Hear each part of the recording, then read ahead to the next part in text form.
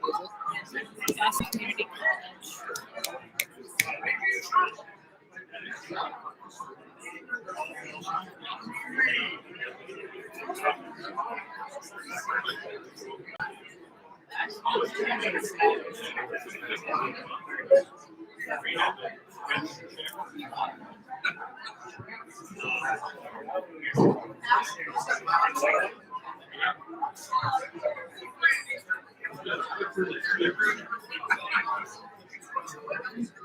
Yeah, this is 11 minutes ago.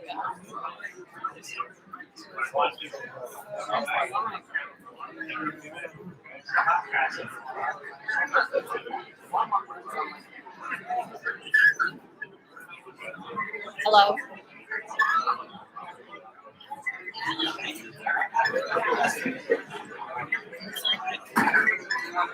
Okay, I guess it's working. Nobody's on here yet, so I can't apologize. To the people that are on the stream, I apologize. We had issues with the mic. We should be good to go now. Thank you.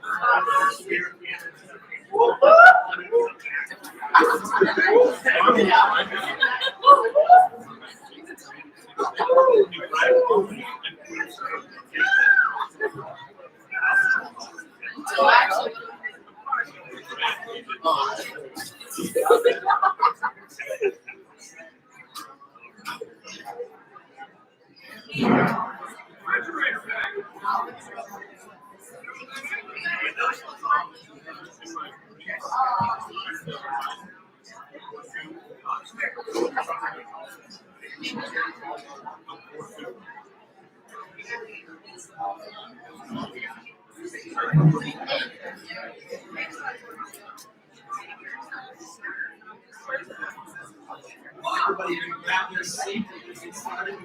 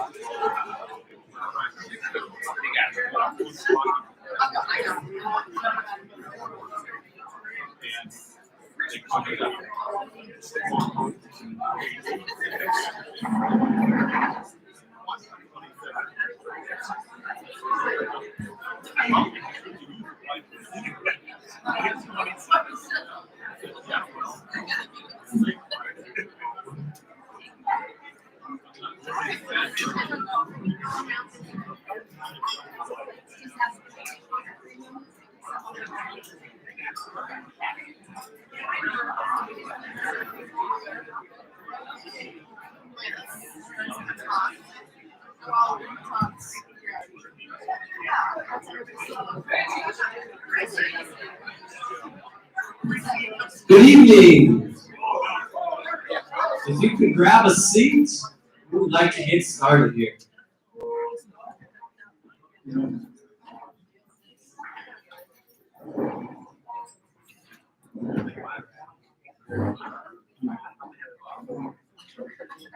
Welcome to the 2022 DCC Athletic Hall of Fame Banquet. We are so excited that all of you are here. Just been grinning from ear to ear for the last hour, seeing the people walking in, so many former DCC employees and staff people, the legends that are walking in, and family, friends, everybody here to honor these inductees for 2022. I am Joe Peterson, Athletic Director, Men's Basketball Coach at Dawson Community College. For those of you who don't know me, I came to Dawson as a student back in 1994, a wide-eyed 18-year-old that had no other scholarship offer in the entire country except for Don Mass giving me a scholarship to be able to come here to DCC. I was away for about 20 years, coaching at different levels, working in Kenya as a missionary, and then back in 2015, got the opportunity when Coach Mask retired to come back as a men's basketball coach and also as the athletic director. So excited to be here. I want to say, first of all, this idea was born about 4 years ago. And the reason that it was born was because we'd had 60 plus years of athletics at DCC. And so many people that had achieved much, that had done much, that had accomplished so much. And I didn't want those memories to fade. I wanted that rich tradition that we have here at Dawson Community College to be able to live on for many, many years. And we wanted to be able to honor those people that have done so much to make DCC what it is today, to make DCC athletics what it is today. But I also wanted our current athletes to be able to see those that have gone before them and those that have done so much. As I look over the crowd tonight, I see what I would call a lot of living legends. Truly legends from many, many years ago.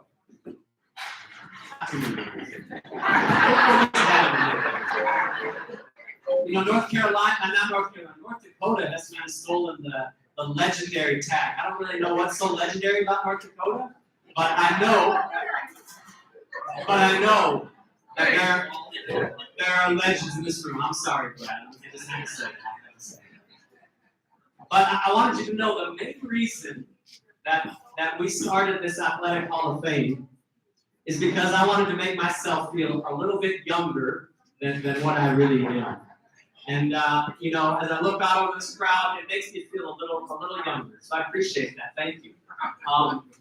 Earlier this week, we were actually lifting weights with our basketball team. And a few of them started talking about different things. And one of the things they were talking about was about how much one of them really wanted to dye their hair. And so I told the story of the one time in my life that I dyed my hair. Right before my college graduation from Rocky Mountain College, my ex-girlfriend at the time, which was probably the mistake, said I really was blonde. And so she offered to dye my hair. Well, if any of you have done that before, you might know, my hair turned out orange. And so for my college graduation photos, I got bright orange hair, right? It was not one of the smartest things I've ever done in my life. So after I told that story, one of my players said, "Oh man, I'd love to see a photo of that." I looked at my phone. And I said, "Oh, we didn't have digital photos back then. We just have a hard copy photo." And he kind of looked at me, and I could see the wheels turning in his head. And he said, "Is it black and white?" It's not one of the players that said that. And I had to explain to him that we actually did have color photos when I was there. But as you can see, most of these photos are black and white. So you do make me feel young, even though my players think that I'm a lot older than what I maybe really am. So we're excited to look back over the long history of Buccaneer athletics, some of the outstanding individuals and teams that have a legacy here. The Hall of Fame is a part of DCC's mission to foster a culture of excellence. DCC was founded 80 years ago, and Buccaneer athletics has been making memories in the community since around 1958. There's a special bond between this community and the college. They love their Buccaneers. We started this Hall of Fame to remember and to recognize the outstanding individuals who have done amazing things. This is a special honor. Including this class, we only have 12 inductees in the Hall of Fame. Basketball player Brad Pauley, President Don Kettner, rodeo coach Tom Reed, the 1981 national champion rodeo team, women's basketball coach Lois Steele, softball women's basketball All-American Kayla Fowler-Clark, men's basketball player Gary Bauman, and the 2001 Baseball World Series team, and now these four. As I read this, I actually realized that most of our best teams that we've ever had at Dawson Community College, they played in a year that ended in 1, right? This basketball team, 1971. We had a rodeo national champion team in 1981. We have the baseball team that's been inducted that went to the World Series in 2001. And I'll throw in there last year's men's basketball team that went to Hutchinson, the national tournament in 2021. So I'm sorry to tell you, Buccaneer fans, you're going to probably have to wait about 9 more years for a really special team. No, I'm actually kidding about that. I think this year we have some special teams, and I know in the near future we will as well. I want to really quickly introduce our athletic department, athletic coaches that are here. If you could just really quick stand up, any of our current DCC coaches that are here. Go ahead, don't be shy. All right, really quick, we have Romeo Lugmai and his wife Tammy Lugmai. Romeo is our women's basketball coach, and Tammy is our head softball coach. We have back in the back Tanner Wolf, our esports coach. If you want to know what esports is, you might have to go talk to him or me. We can explain it a little bit better. Coach Alex Chase Wolf is our cross-country and track coach. I don't see, I think that's it. We got Coach Manny. Coach Manny Bland right here is the assistant men's basketball coach. Can we give them a round of applause?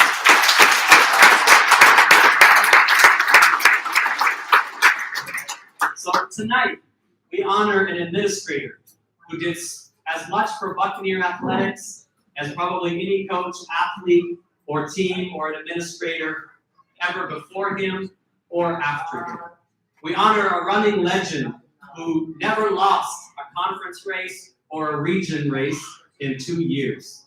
A basketball coach who was way ahead of his time and is already inducted into the National NJCAA Athletic Hall of Fame.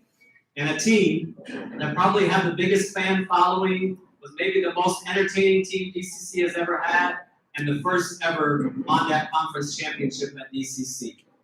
People still tell stories about this team 50 years later. So they will each receive a plaque tonight to take home, and there's another plaque that's right now hanging in our Athletic Hall of Fame outside the Coca-Cola room in the Jeffrey Center at the college, as well as have their name and info on our Hall of Fame page at DawsonBucks.com. Maybe someday we'll actually have the funds and be able to purchase a big interactive touch screen to go to that Hall of Fame as well. But this is truly a special group, and we are here tonight to honor them. I want to give a big thanks to our Hall of Fame committee for their diligent work in so many areas, a lot of meetings, a lot of research, a lot of phone calls, tracking people down. Some of you people are not easy to track down. Coach Harville has helped that test of that. Collecting trophies and pictures and memorabilia, the setup, and so much more that they've done. I'd also like to give a big shout out to Brevera Bank. Brevera Bank sponsors our Athletic Hall of Fame, and they sponsor the plaques that you see out here tonight and the ones that are up in our Hall of Fame. So let's give a big round of applause to them.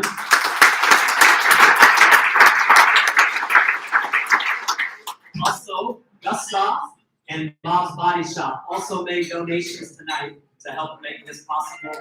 I hope all of you, I mean, you can't really come to Glendive without going to Gustav. So hopefully everybody at some point this weekend will get to have a meal at the Gustav. I'm hoping that nobody will have to go to Bob's Body Shop this weekend. I'm just hoping. All right. We also want to say thank you to Gunners Ridge for providing a great venue. This is a beautiful place, a beautiful banquet hall, and I know the food is going to be amazing tonight. And I want to also give a big thanks to Coach Alex Chase Wolf. She spent a lot of time making the program, selling the tickets, setting up the live stream, and doing so much more for tonight. And this is being live streamed on our YouTube channel. If you have relatives, friends that aren't here tonight, they can go on to Dawson Community College Dawson Athletics on YouTube, and they should be able to look up the live broadcast that's happening, and we'll also try to leave that up after the fact. So if people want to go back and watch in the future, they can. Our special guest MC tonight is a man that many of you know, former Montana Tech football coach, Bob Greene.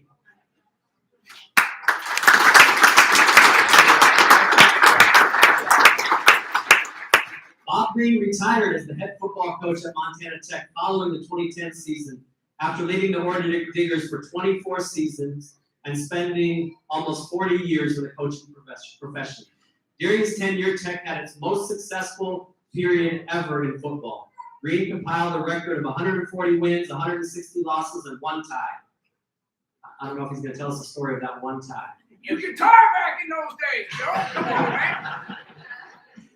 In the 78 years of football, prior to Coach Greene's arrival, Montana Tech had only won a total of 152 games. That's pretty amazing to think about. A couple of 272 losses. During Coach Greene's time in the Butte College, the Ore Diggers placed first, tied for first or second in the Frontier Conference 16 times. He led the Ore Diggers to the NAIA National Playoffs 5 times, including the 1996 National Championship game. The Ore Diggers were the first ever Frontier Conference football team to play for the national title. Greene also produced 15 first-team All-Americans during his tenure. 2 of these selections were 2-time All-Americans. This is amazing. Over 95% of Coach Greene's senior players obtained their degree while completing their eligibility. Bob Greene is a former United States Marine and Vietnam veteran. He and his wife, Pam, have 3 grown children and 7 grandchildren, all of whom live in Montana. Currently, Bob Greene serves as Development Officer for the Montana Tech Foundation. His duties include outreach with corporations and individuals throughout the country in advancing Montana Tech. Greene also gives corporate team building talks to a wide range of industries. Now, I could talk about him all day long, but until you hear from him and see him, you will not get the true picture. So before he comes up, I gotta play you the Bob Greene highlights. Oh.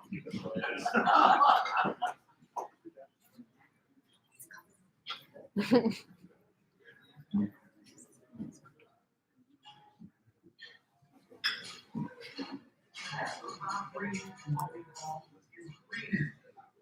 key to the win was that the Ore Diggers took control of the room.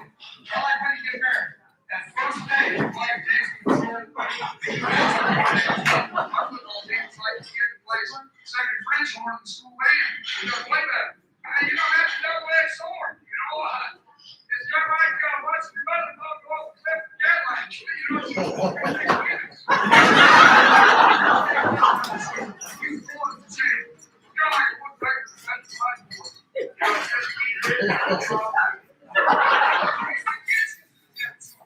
Imagine that. I wanted that. Very great beach on that. I got a short memory just like when I was in the 3rd grade. 2 of the best years of my life. I like that youth bar. You can eat and drink at the same time. Aspects look like we're really ready to play. Couple of other aspects look like we just got off Willie Nelson's tour. He thinks he can take on a hell with a squirt gun. He's got like that T-bone steak dinner with all the trinkets. They ain't played a complete game. In Jacksonville, let's work in hell. Jacksonville so bad they sentenced prisoners to attend the game. My wife couldn't go to church with me on Sunday, and I never said, where is she? I said, she has a lot of losers. One time I got an A, my grandma beat me for cheating. That's all down all those years. You know what my favorite 4th down call was?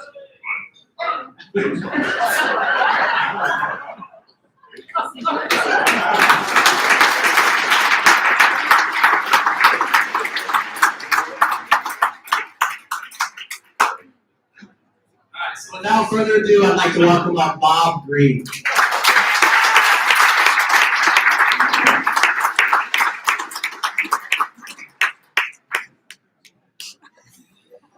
Well, thank you, Joe.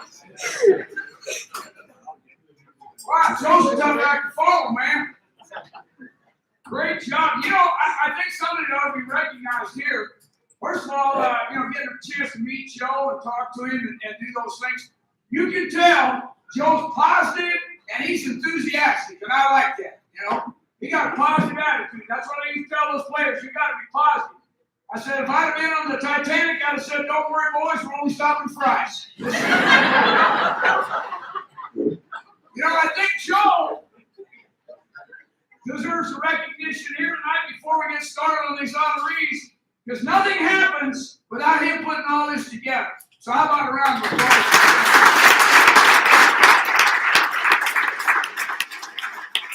Again, it's incredibly impressive to see these young athletes out here working and getting a chance to meet you all. I'd encourage you, if some of you don't know them, to go meet them. But how about a round of applause for these young athletes?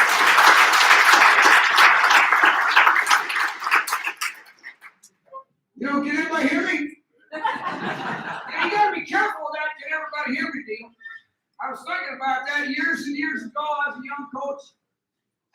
talking at a football clinic, just like a basketball clinic. You guys go to those deals. It was down in Jackpot, Nevada, and I'm giving the talk up there, and it's a big room, and it was narrow. It probably 150 people there. So I'm talking, I'm showing what we're doing, man, and the spit's coming out, and the boogers, and the sweat, I'm going like crazy, showing what we do at Tech. It became obvious to me that the guys in the back were not paying attention. You can see that. A few refreshments back there, you got the casino going Jackpot. It's kind of like you want to get your message out and they're not paying attention. So I make it fatal error, guys. I hit the thing. Excuse me, can you all in the back hear me? You guys go, no, we can't hear. Well, hell, I ran in the front, got up, went to the back, I was done. Fatal error. I spent a lifetime in athletics, and again, it's wonderful to get together and to see the energy in this building and to see the love for the program. And I met some of the honorees when I was checking in the hotel today. And just to see that energy is wonderful for me. I coached at 4 universities and 2 high schools, almost 40 years. I enjoyed them all. I'm a little different than some old coaches. Some guys you talk to, they didn't like this place, or I served time at this place. I enjoyed them all. I had a great time. Guys, I was at a larger university on the staff and got fired. Didn't enjoy that much. But, it's part of the game. And I like them all. But Tech was the best. So it's great to see Dennis and Stacy and Roxy back there. We got a little Tech connection, so it was great to see them. I think that as you look at football and athletics and you think back on your time there, it took me back a little bit when they're talking about the Hall of Fame, and Dennis and Roxy and Stacy, remember those days when I first got the job at Montana Tech? I did have a lot of jobs, but I'm a terrible interview. I'm horrible, Joe. They teach kids now, these young people, they have counselors help them do that. I was terrible. Our president was a guy named Lindsey Norman. Remember Lindsey? Yeah, good guy. Boy, I didn't know him. And so I'm interviewing there, and same deal. I'm telling him how good we're going to be, and shaking his hand, and probably violating his personal space. You know how that goes. I didn't know anything about that. But I'm telling him how good we're going to be and all my plans for everything. He said, Coach, we have a tremendous engineering curriculum here at Montana Tech. I told him I always love trains. That's difficult with those guys. Look, right over his head. Right over his head. Now they tried to hire 4 other guys. Didn't bother me. I don't care. Managed to get the job and get out there. And we did have some good teams. And I did not. That's another thing I'm different maybe than some guys in mid-70s. I tell you, I didn't have all the answers. I knew that if we're going to have good teams and win games, we had good players. We had good players. And obviously coaching, organization, those things, technique plays put up where you're a good player. But you get a job for a reason. And I got that job at Montana Tech because they were 0-10. They were 0-10, man. And so we go there, and again, these kids, remember, they were kids back in those days. So we get there, and man, I'm fired up, and I have met some of the players when you interview, there, but I have not met a lot of them. But boy, you're fired up. School starting, it's whatever, the middle of January, second semester's going, January 10th, something like that. I have it. In that meeting room, I have it, and we're meeting. And not all meetings are good meetings. I do these corporate talks, and I never forget in Texas one time, they said, all meetings can be good meetings. So I got up here and I talked. I hate to say something about the other speaker, but that's bullshit. But because they're not all good meetings. They're not. But at any rate, this is a good meeting. And they're paying attention. Man, I don't know, about 70, 75 guys in there. So I'm up there, and man, I'm the same deal. Spit's coming out, the burgers, and I'm telling them how good we're going to be. I'm sweating, And it was a good meeting. They're paying attention. I said, okay, man, I'm finishing up. I got the deal. I got the hook now, see, Joe. I got the hook, and set. I said, okay, we got to get to work because 0-10 is unacceptable. You all were 0-10 last year. I was with you, even though I wasn't here. We were 0-10. We can't be 0-10. What can we do? We can't do this. I'll never forget it. Meeker, remember old Meeker, go live in the back. He raised his hand. I didn't know his name then. He raised his hand. I said, oh yeah, here we go. We got our guys going to lead. I said, we can't be 0-10. What can we do? And he said, Coach, we got to schedule 9 games.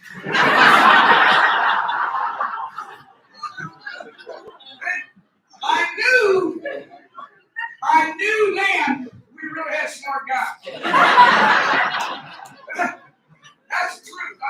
I had 6 ACT in 1977. I think the test was tougher than kids. And I've been to some larger universities, and Tech was indeed a treat. They were outstanding students. And so, very few times in my life have I been speechless. At that point, okay, boys, we'll see you at 6 in the morning. So this event honors some incredible athletes and great teams. Some accomplishments that'll live forever. That's a great thing about sports, you know. Those accomplishments will live forever. You know, the beauty though to me, and the meaning to me, is the recognition gets everybody together like this. It gets you all back talking, get a chance to share the memories, get a chance to share the lessons, you know, the things that you all brought together. And those relationships are irreplaceable. Irreplaceable. Joint, they're irreplaceable. Because you think about that, you know, that's something that really, really makes the difference for teams. And when I look at 40 years of doing it, at 4 universities and 2 high schools, you know, that's what sticks out to me. And that's what's so beautiful about this gathering. So, tonight, the positive relationships and those events and games we celebrate are both a gift from these athletes and coaches and to these athletes and coaches in the form of the recognition that Joel's organized. So again, congratulations you all. I look forward to hearing from you. I look forward to the program, and thank you all for being here. I appreciate it.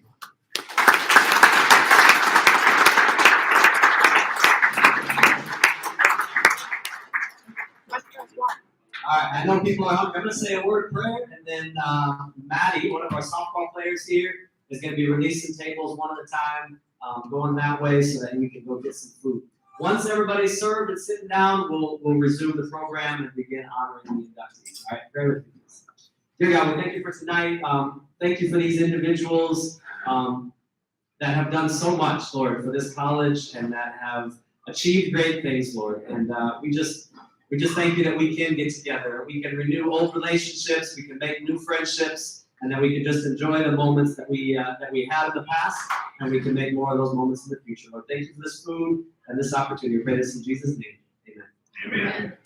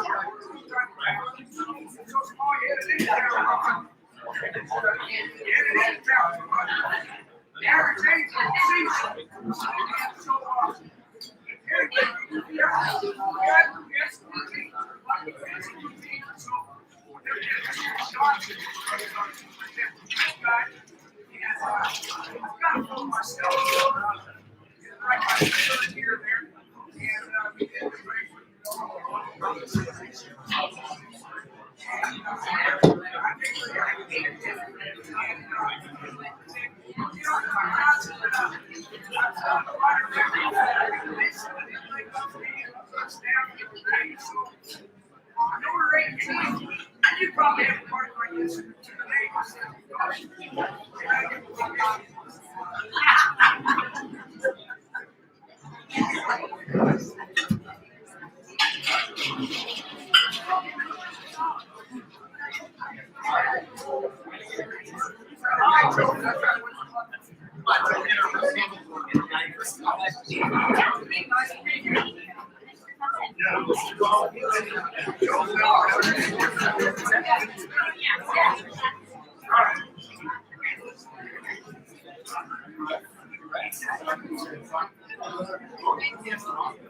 No, I went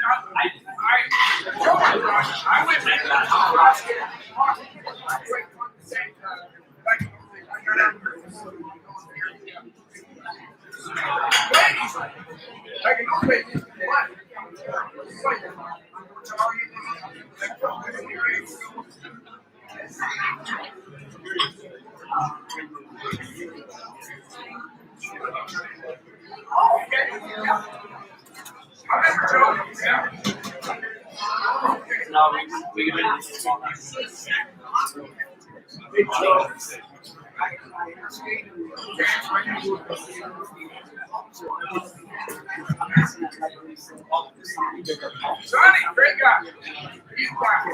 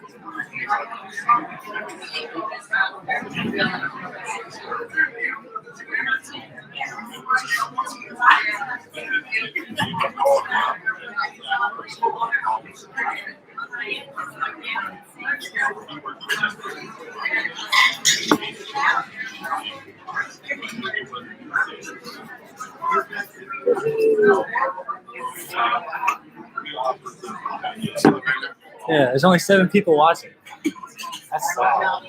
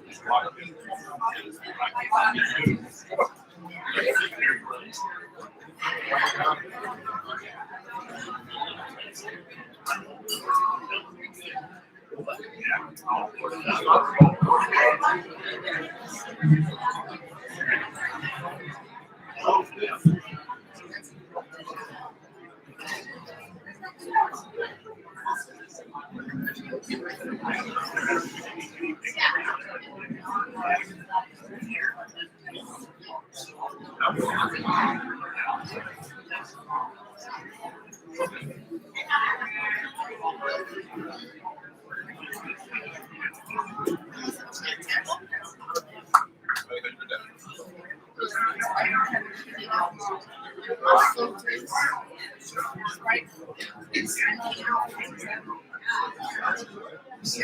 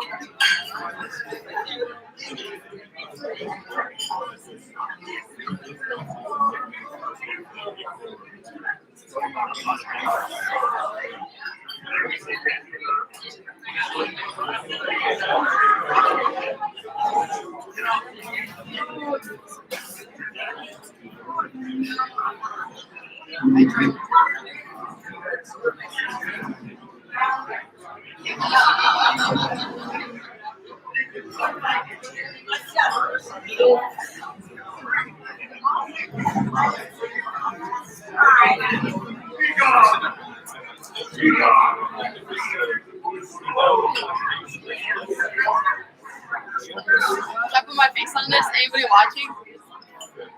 5 people. One like.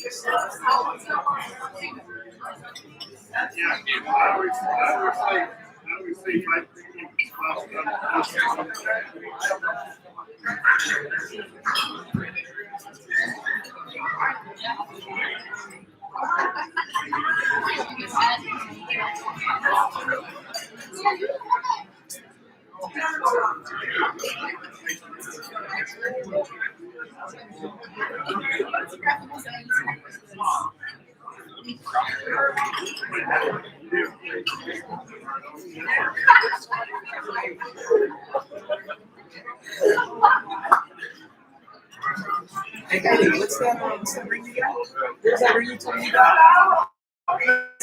What's that? Oh yeah, you should bring it. You should like measure it up. You should measure it up. Let's say this is meant.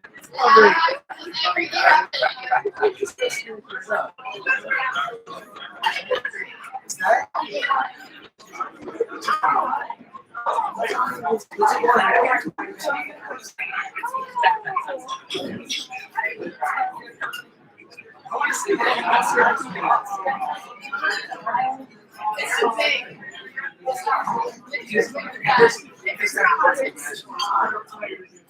not a slave. It's like the United States and the Christian.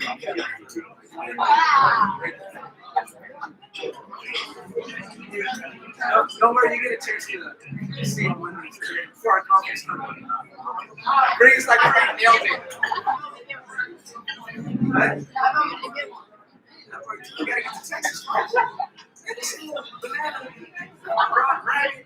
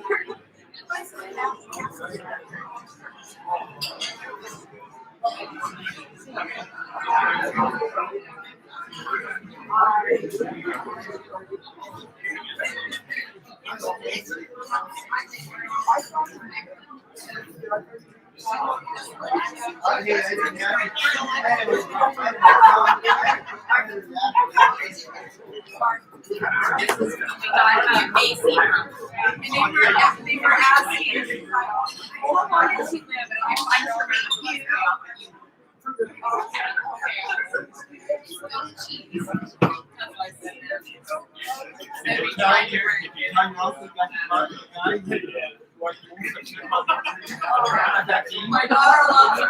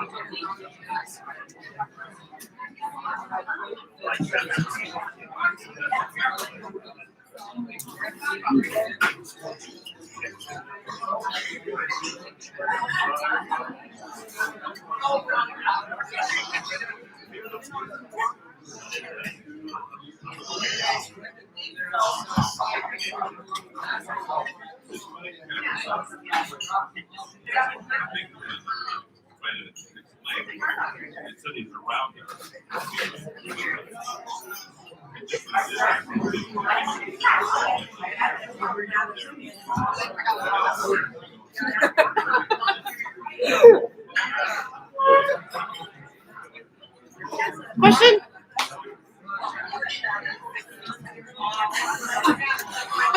Just walk right through the whole thing. It's fine. But everybody's eating. It's not like they're watching anything. There's 5 people in here. I'm just trying to decide where I'm going to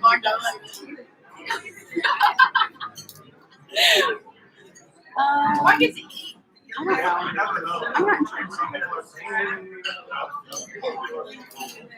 Let's see. Oh, what is this hat? Shoot. This wasn't charging. So this wasn't charging. So now I can't move it because I was going to move it Where are you gonna move it? by Coach Green. What if you move this over there and then put that camera way over there? That might be a better bait.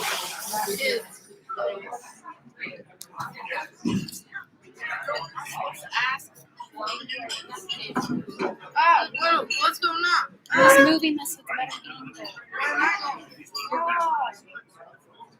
Good job.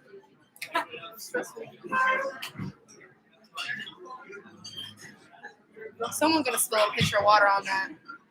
We ain't spilling it yet, but Okay, we're gonna. Which chair over here do you think? Maybe I'm gonna do this a different way.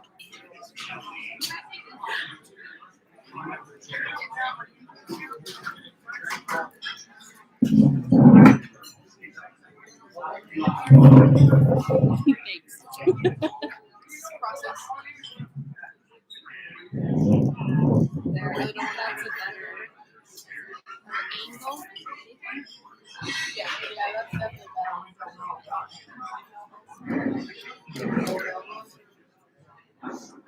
I can once this like is charged, you guys can unplug it. Okay, and then you can get some. Yeah, that's better. I was really thinking someone's gonna spill a pitcher of water on that though. Yeah.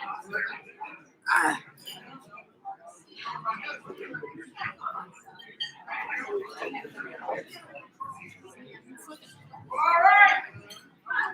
You ready to go? You got that thing on? Everybody hear me? All right. You might need it when everybody else goes. All right, here we go. We're gonna get here. We don't want to lose everybody. Let's get to the finish today.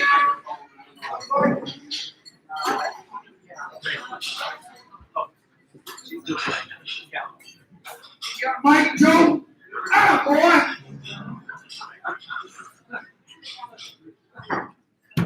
All right, here we got the business stuff. Now, I want you all to bear with me, because the things I've told you now are the truth. At least basically. That's one of the great things about still being at Tech. Get a chance, I see some of the players on the weight room. Of course, I'm not lifting many weights, they're working like crazy. They were kidding me the other day and said, Coach, you're getting a little old. Your memory's failing. I said, that's not true at all. My memory's getting better. They said, that's impossible. And I said, my memory has helped me so much, I can remember stuff that never even happened. So, like I said, bear with me here. Our first honoree tonight, Paul Fasting. Paul spent 27 years in a multitude of positions at DCC. He used the different roles as a way to influence and impact Buccaneer athletics in many different ways. He served as assistant men's basketball coach during the Dennis Perlin era, as well as a cross-country and track coach. Fasting also served as Dean of Student Services, Financial Aid Directors, Dean of Instruction, and spent many years in the Vice President position. He was instrumental in beginning the baseball and softball programs in 1997, including raising the money, building the facilities, and hiring the coaches. He did a lot of recruiting for Dawson Athletics through the years, and also sold 50-50 tickets for over 2 decades at home. At 50-50 person valuable. That's what we say in Butte. Whenever 2 or more are gathered, we're 50-50. Fasting retired in 1999 and resides in Las Vegas, Nevada with his wife Sandy. He has 2 grown sons, Mark and Roger, and 4 grandchildren. Paul Fasting.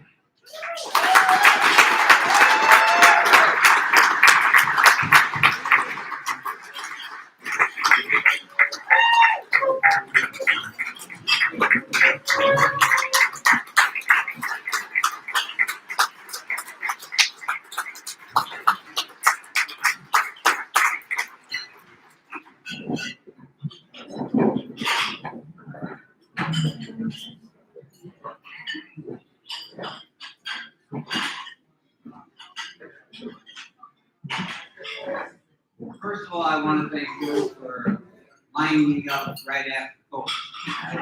That's the way I wanted to be introduced. I actually do have a Montana Tech story that if I realized that he would be here, I would have brought it up earlier. But I have a Montana Tech story. I was financial aid director at Dawson Community College for 15, 18 years.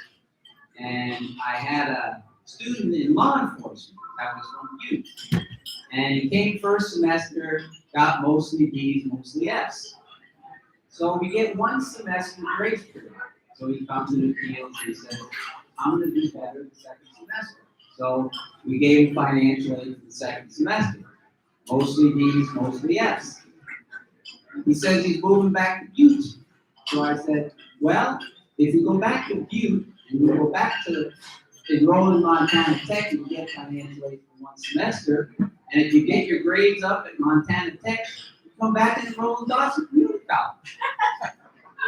And the financial aid director said, when the student came to talk to him and told him what the financial aid director at Dawson said, he stepped away from the counter, went in his office, and just laughed.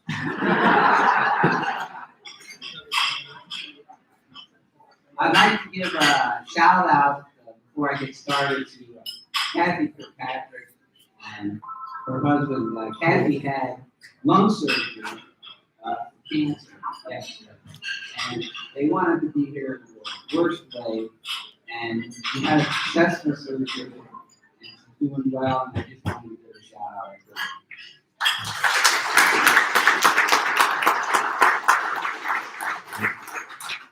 I'm honored to be inducted into the Hall of Fame. I've been back to Sunday 3 times. I'd also like to thank the selection committee for choosing me. I appreciate it. Most of the things that I did at Dawson Community College were ancillary benefits for the athletic program, but not specifically designed for them. I'm also very grateful to have my family. Amazing. There's 10 of us in our small family. The family came from California, from Bozeman. I'm grateful to have them here, and many of the friends that came specifically from Now, I'm not as quick with the lines as Coach is, but I do have a story I want to tell, because if I tell the story, it'll loosen me, and I'll be able to move on a lot better. And this is a story for the greatest generation and the baby boomers.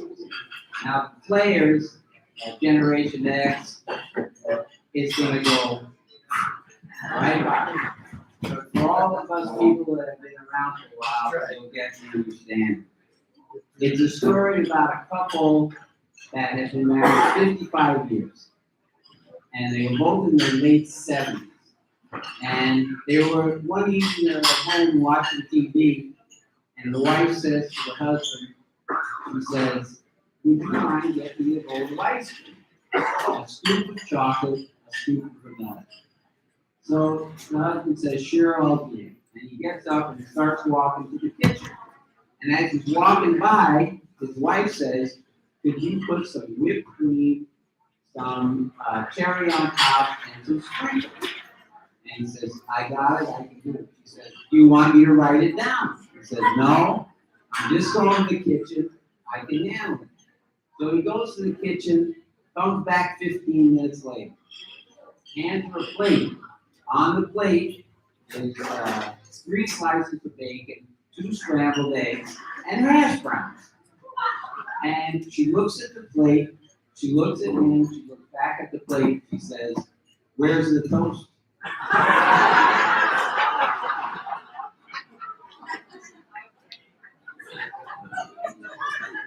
Now, I watched on the internet a lot of induction ceremonies. And most of the people that get inducted, they talk about their parents, their coaches, and teammates. For me, I want to talk about my family. So, in 1970, we moved to Glendive, Montana. And I was 25 years old, my wife was 24, and our oldest son, Roger, was 2, and Mark was not yet born. So I want to talk about the nuclear family, Sandra, Roger, and Mark. Sandra came to Glendive. She had a high school education and 11 credits in college. She enrolled at Dawson Community College. She went to school there for 2 years, got really good grades. It was great for me because I learned about how great our faculty are. She graduated from Dawson Community College. She went on to MSUP 2 more years, studied summer school, got her bachelor's degree, continued on after that at MSUP, got her master's, took her writing exam to get the master's degree, took the verbal exam to get the master's degree.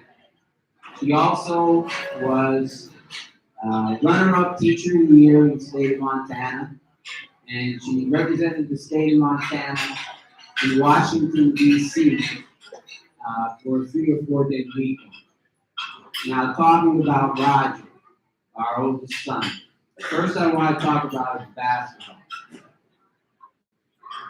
Thank God he was better than me. Roger, when he was a freshman in high school, he was the 6th man on the basketball team. His sophomore year, they got 3rd in state. His junior and senior year, they won the state championship. He was a Gatorade Player of the Year. He was also an All-American, Nike All-American. He enrolled at the University of Montana, and his freshman year, he was 6th man again. He redshirted his sophomore year. His junior, senior, and graduate year, he started. They went NIT, NCAA, NCAA. And his senior year, his first team, all Big Sky. After he graduated from college, he got an agent and he played in Europe for 7 years.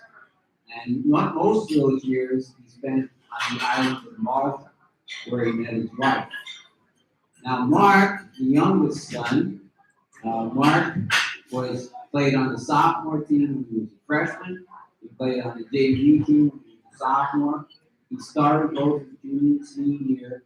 His senior year, he was first team All-State. He redshirted 1 year at South Dakota Tech, came back and played for Coach Mass. And he was either a starter or in the rotation for that year. He graduated in the top 10% of his high school class. He enrolled at Montana State after graduating from Dawson Community College. And he went into civil engineering, where he graduated cum laude. And then he stayed 2 more years and got a master's degree in environmental engineering. And the reason I bring this up is for the people that have known me over the years, I was addressed in this manner. This is Sandra's husband, Paul. This is Roger's dad, Paul. This is Mark's dad, Paul. And I want to say, when it first happened, I used to bother him a little bit, but as time went on, I wore it as a badge of honor. And I thought, what a great thing to have to say about him. that they were introduced in that manner. And I want to say that I think they had more influence in who I became than I had influence in who they became. Okay, moving on to a slow moving joke. Now, this joke, I have to apologize before I tell, because if I ran this by my wife or my two daughter-in-laws or any of the secretaries that work for me, they would have immediately said, "Don't tell it." But I'm going to tell it anyway.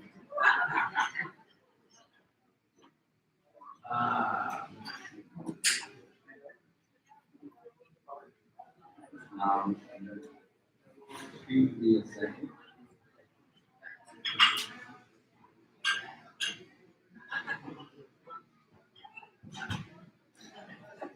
I can't think of a joke. That's terrible. Probably a good thing. There you go. Well, what's the joke? You didn't tell it. How should I tell it? Huh?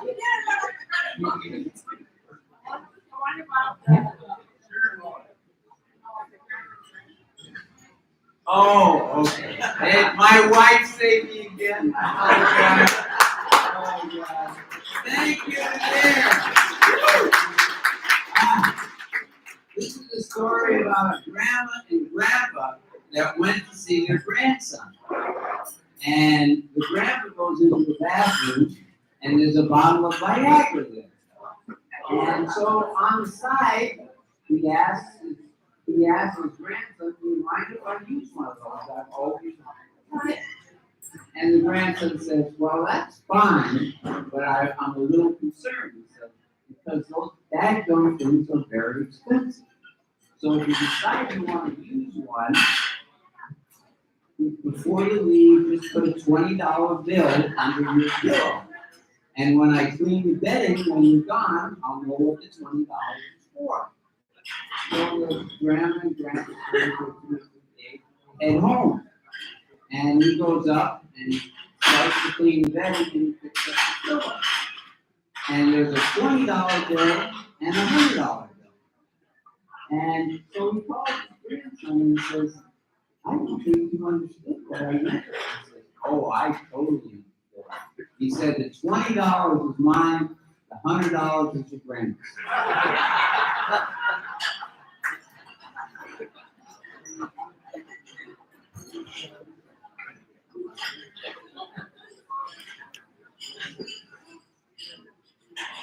Thank you, dear. Sorry about it.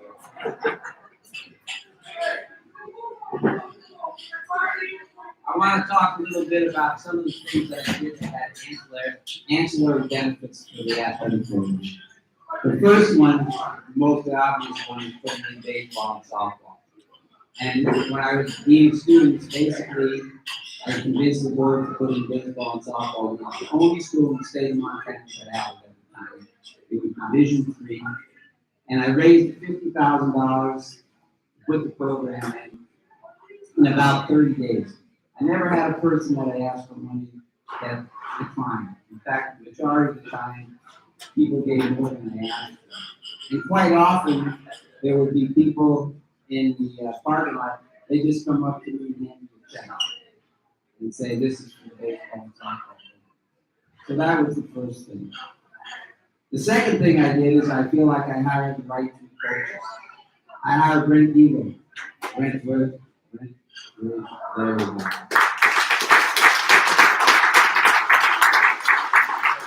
I couldn't have made a better decision. I knew him, I knew his family, I knew the type of person he was, I knew how he dealt with the kids.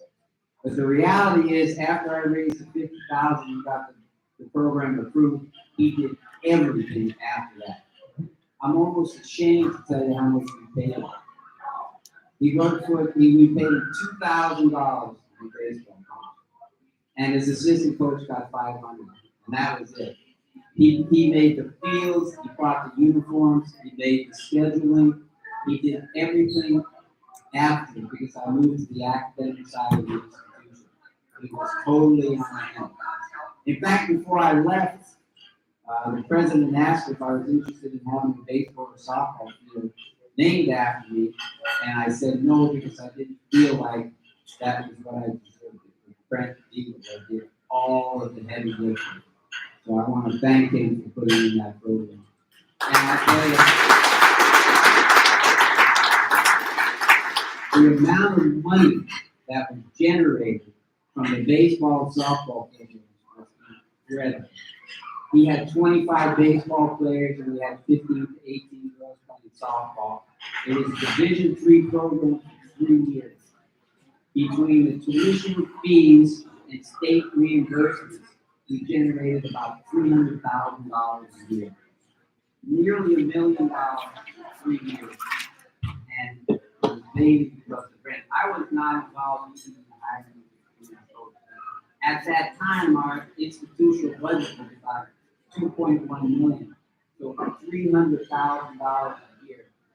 Incredible amount of money. We're talking about 3 or 4 full-time faculty.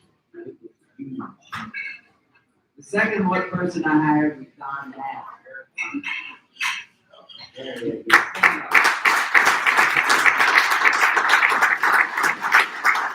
I have to say about Don Massey, he was also an easy hire because I've never had a conversation with Don about this, but in my feeling was that when Don was at White Sulphur Springs, he didn't have a stack of 20 resumes, and he wasn't applying for every Class B or Class A school in the state that had a counseling position or a basketball position.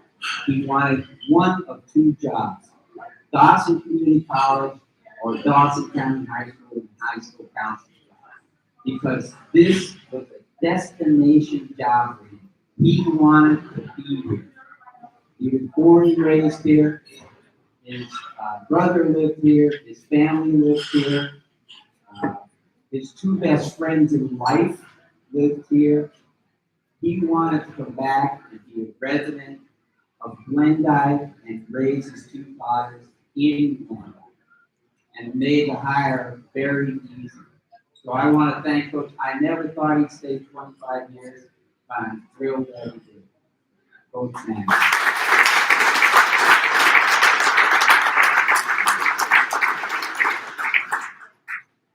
The third thing, it's going to end soon.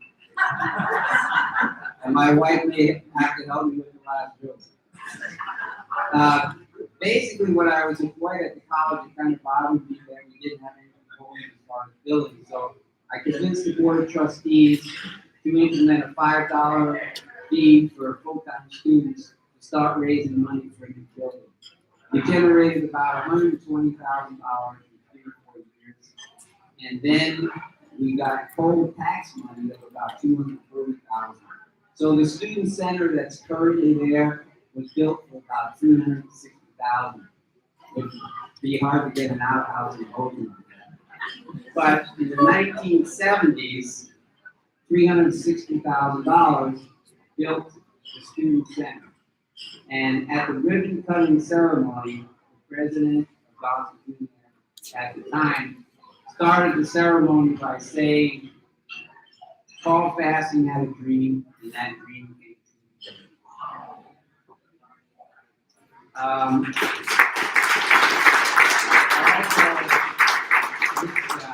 The first time we ran the levy for the dorms, we failed. So I spearheaded a committee to get the dorms passed on the second run. And everybody, said you can never pass a bond levy once you fail once.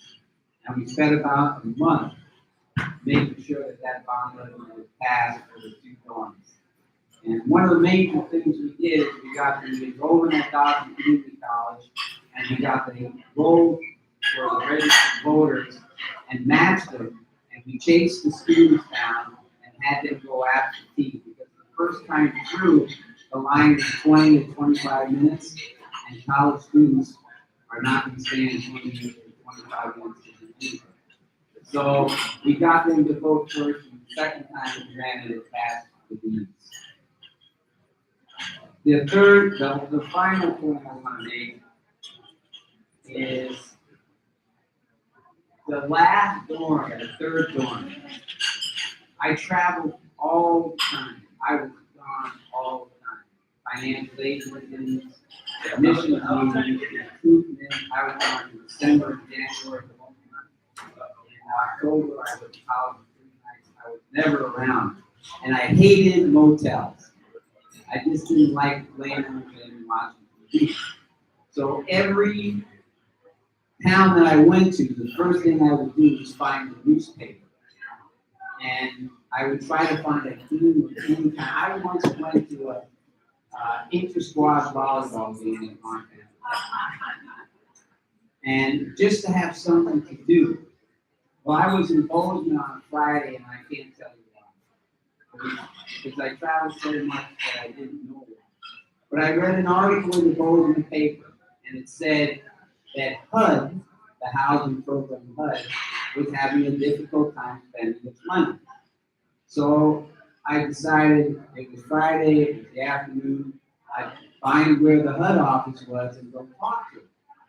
So I went to the HUD office and I talked to the assistant director for about 45 minutes. And then the director came and she talked to me for about 45 minutes. But the point of her conversation was, Honoree, where's Honoree? All she wanted to talk about was Honoree. If it wasn't for Honoree, I would never have this job. Honoree worked with me tirelessly on independent study classes from Dawson Community College. He made sure that I took the right classes at Montana State University. If it had not been for Honoree, she would have never been the director of the program. Sometimes people do things that they never get credit for, and that was one of them. And then she gave us the application. The president at the time, he said it took him 2 hours to fill out the application. We filled out the application in 2 hours, and because of Honoree's efforts and my luck, we got the third dorm. All we had to do was pay off the first 2 dorms and use the revenue from the first 2 dorms to pay for the third dorm. So I want to thank Honoree.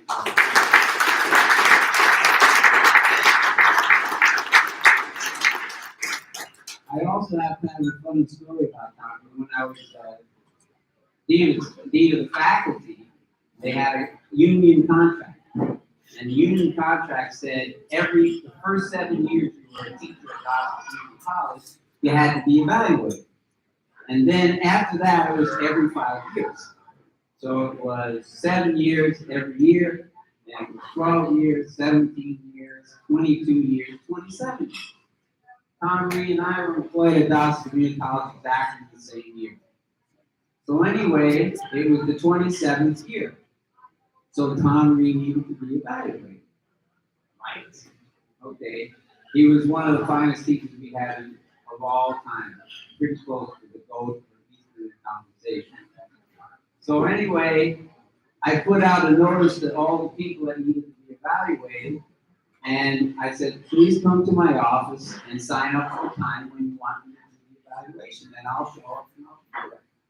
So the week comes up, everybody's filled in a spot except for Honoree. So I'm a little nervous because he's been a friend for 27 years.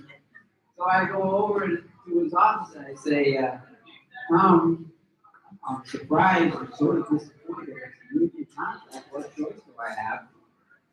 He says to me, just come over anytime, any class, any hour.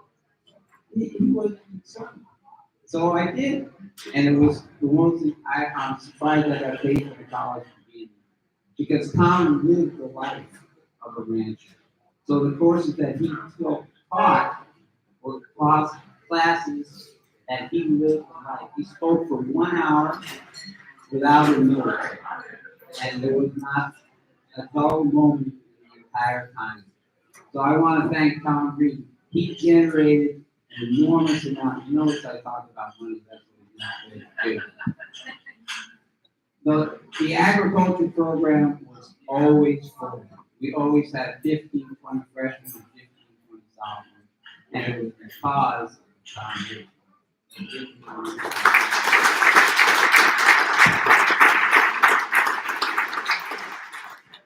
This is also a story that we told. Now, this is a story, so this is the best one I got. This is a story about a city slicker that goes duck hunting in Dawson County. And anyway, he's there for a 3-day weekend. No shots first day, no shots second day, no shots third day. Third day, late in the afternoon, one duck flies up. He shoots at the duck and wounds the duck. The duck doesn't go down. It continues to fly into a rancher's, onto the top of the barn where the rancher lives, and it slides down the barn and lands in the rancher's front yard. So he follows the flight of the duck, and he gets to a fence, a 3-rail fence, climbs over, starts walking to get the duck.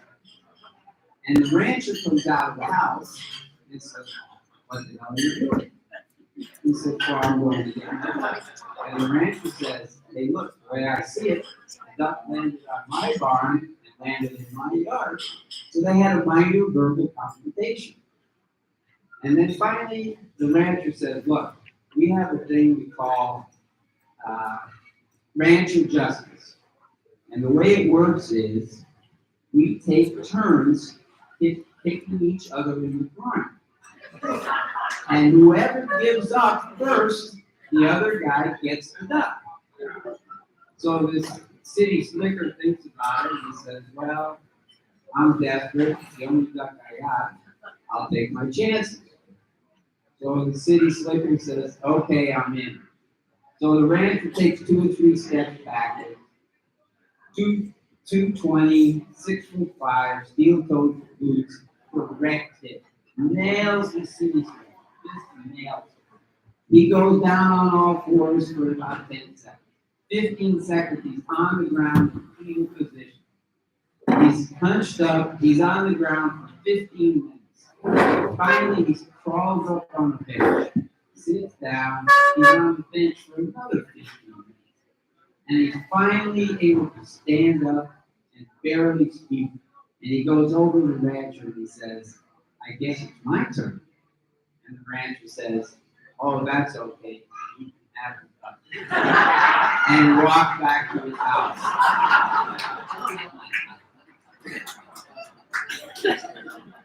That's as good as it gets. I also want to give one final shout out to Jolene. Jolene and I worked in the same office for 13 years. There was only 3 people in the office. It was her and I. And the third person changed over the course of time. So when I was gone, Jolene handed the office. I never called the office and said how was going. I thought about how long she would work with me. And Troy, her youngest son, was in kindergarten when I came to work with me. And when I left and went to the academic side of the institution, he was running cross country at Mary College. So it was 13 years that we worked together. It was amazing 13 years. We had no choice but to get along. Okay, I have one final point I'd like to make. I'd like to have Dennis Hart come up.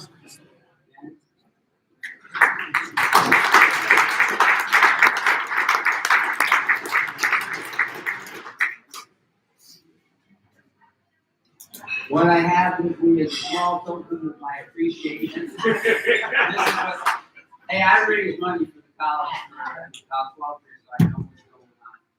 But we'd like to make, this is from, not from me, but from the Vassar family. My wife and my 2 sons and myself. It's the athletic program for $25,000.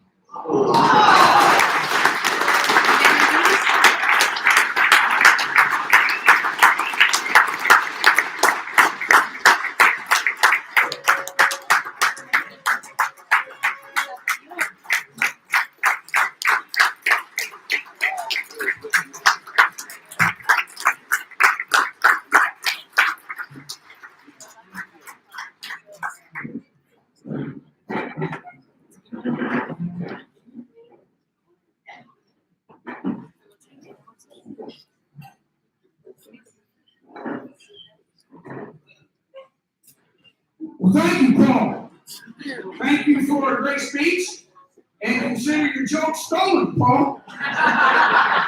You'll hear those again sometime. I thank you very much for your gift. I really appreciate that. Our next honoree, Albert Clifford Foote. Foote was a graduate from St. LeBray High School in Ashland, Montana, and ran for the Buccaneers from 1967 to 1969. He was known as a fierce racing competitor in cross country. He took first place out of 35 runners in the Region 8 meet in Bismarck in 1967 with a time of 15:27 in a 2.7-mile race, finishing 19 seconds ahead of the next closest competitor. He led the team to a regional championship in 1967, but they were unable to travel to nationals because of a lack of funding. He was also a two-time Mondac Conference winner as an individual. In the 1967 Mondac meet, he won it with a time of 15:53, leading Dawson to the title. In 1968, he won the Mondac meet with a time of 15:32, beating out 31 other competitors and finishing 13 seconds ahead of second place. Competing against four-year schools in the Teddy Roosevelt run in Medora, Foote finished third out of 46 competitors. He also won the Dickinson State College meet in 1967, helping Dawson Junior College beat out Dickinson State Minor State for the top. In another four-year college event, he won the Eastern Montana Invitational, competing against runners from Eastern Montana College, Rocky Mountain College, and Western Montana College on a 2.5-mile course. The Buccaneers won the conference and region championship before the program was cut in 1971. Dawson spent 47 years without a cross-country and track team until it was resurrected again in 2018. In track, Foote set the Trojan relay record for the junior college division with a 4:28.9 mile and a 10:12 2-mile run. At the Region 13 meet in 1968, he finished first in the mile run and helped his 880-yard relay team win first place as well. Foote was first in every single Mondac and Region 8 race he ran while he competed for Dawson. Foote passed away November 14th, 2011. He is survived by his wife, Althea. Albert Clifford Foote.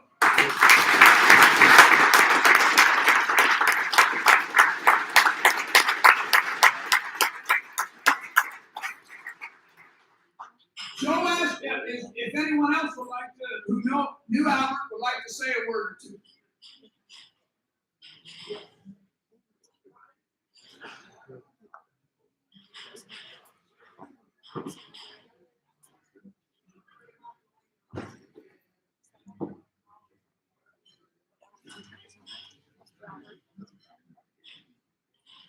My name is Adrian Foote, brother.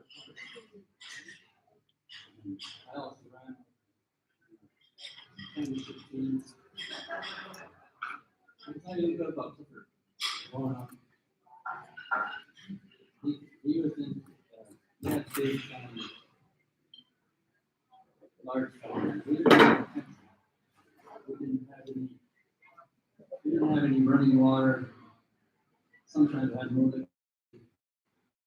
But chopper was hard times. We all worked together. And I think that's what we learned how to work as a team. We carry that out to his life. Really showed cross country. We talked, a couple of us, who went out cross country, because they got scholarships. He just posts us on and talk to us every day. Some dropped out. And I story about me on the door.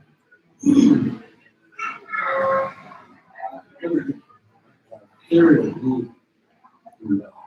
I took second to last. And that was the best part of the group. It team had already showered and dressed, waiting for me.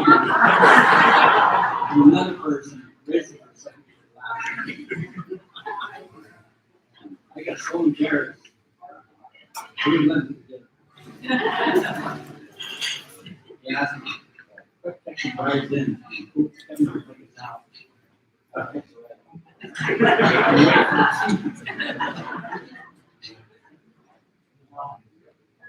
You know, here's the introduction to all the whole team. When we first started out, he picked 3 or 4 miles out.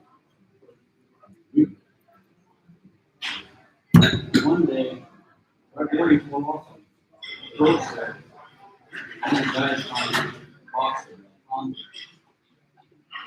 So they put it, threw it in our floorboard. The car happened to be broken. So the next day, we come in with the car to take us out. Sometimes it takes up to now. This day, one pass, 5 miles. 10 miles.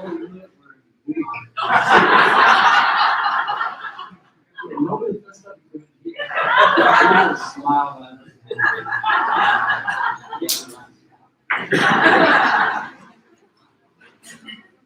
It was good. Another step. The guy ran. He spent 4 years in high school. He said, I got tired of looking at his time. I never could be. Get close to him, man. I realized in that first hand when I ran, only was from a distance. Like half a mile. It seems 5 minutes good. He was a good man. After he left church, he started family and he always found jobs where he worked with the youth. He ran a lot of youth programs. He was a head of the district program and district work that he ran an excellent job. I missed the guy for several years. He had an older brother, also died from lung disease. They worked together in construction before. I think they both got it tearing down old buildings. So, not much I can say more. Except I miss him and I enjoyed running with him. He kept us all going.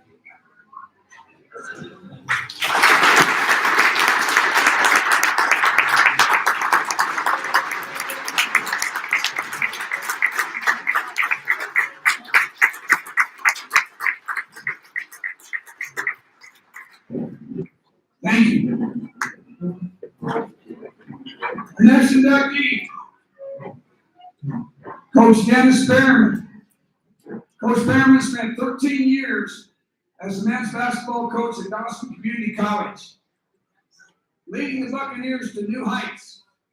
He was born and raised in Wyoming and began at DCC in 1967 as head basketball coach. He also served as director of admissions, financial aid, housing director, and athletic director.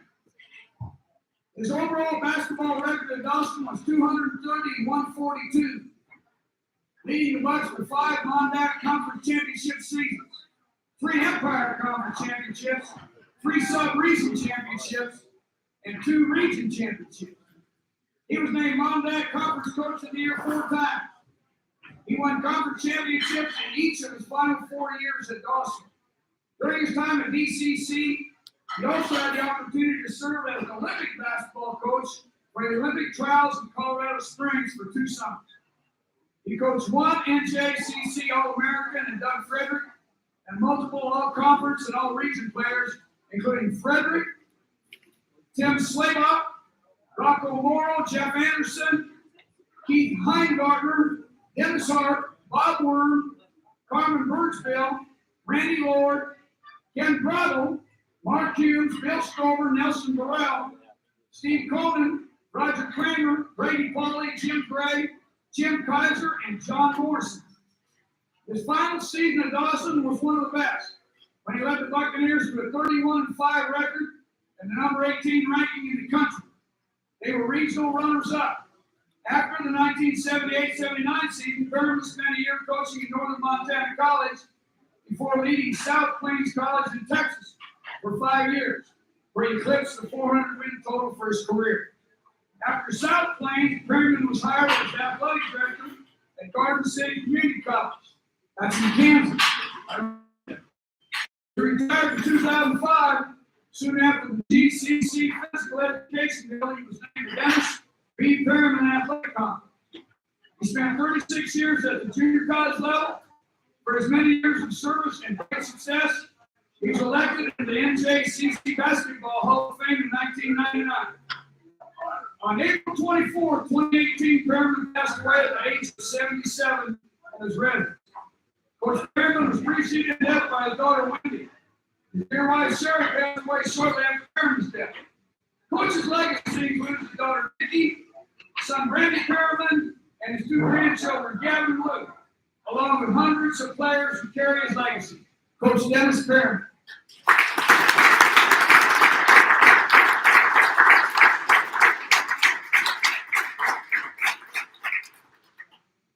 The 1970-71 men's basketball team. All right.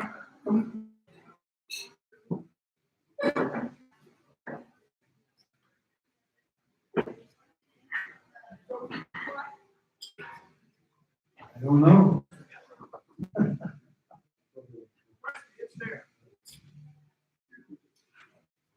Well, I don't know how you follow Paul fast. Paul and Sandy and Carol and I have been friends for 46 years. And we couldn't be more happy. I'll try to be as eloquent as he does right after the check. But I do have one Paul Festing story. Yeah, it's a true story because he told me the story. And I don't know, Bob, if you remember Mike Carter. Paul played for Mike at Eastern Montana College, not in SUV. And he was right about his athletic policy. He wasn't as good for him. So one game, he somehow got into the game and scored 17 points.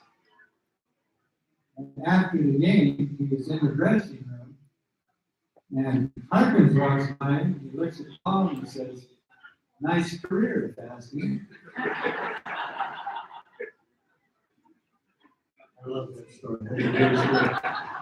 He told me that. Anyway, I hope, I think we're filming this, recording this for Randy and for Nikki and Randy Perriman, because I go back a long way with those guys too. I was the first recruit that Dennis Perriman had.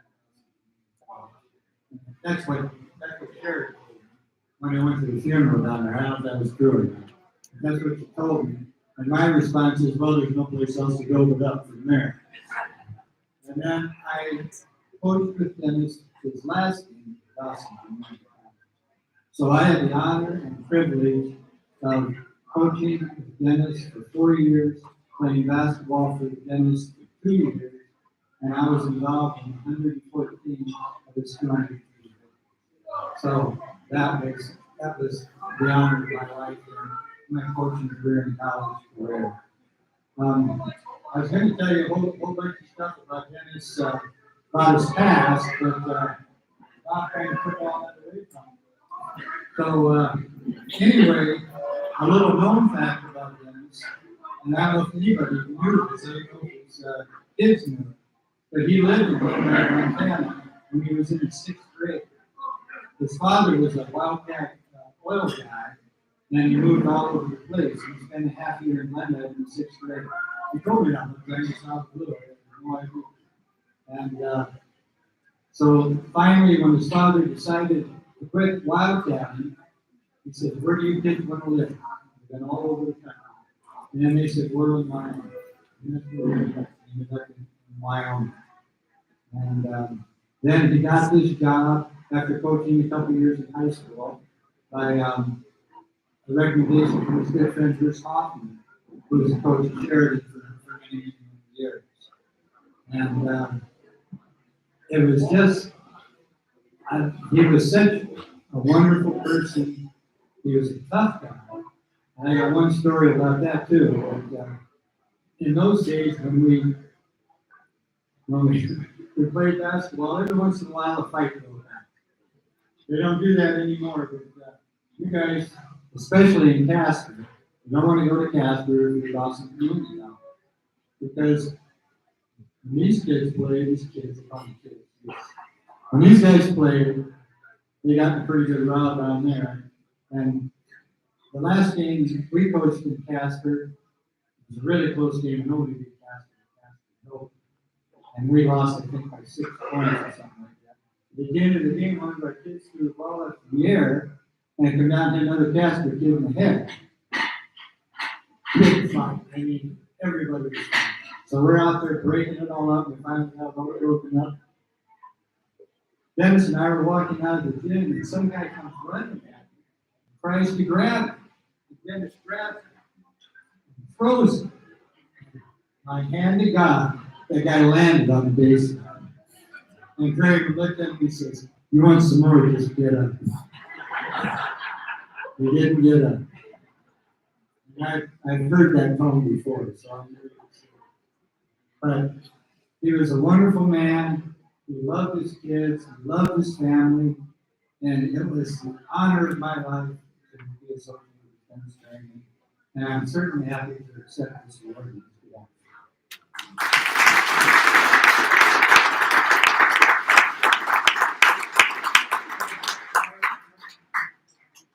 And Wendy has sent a letter. I forgot about the letter.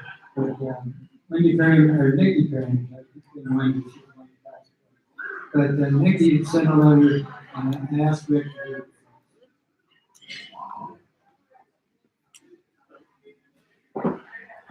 So this letter is from Randy and Nikki Perry. It says, "Good evening.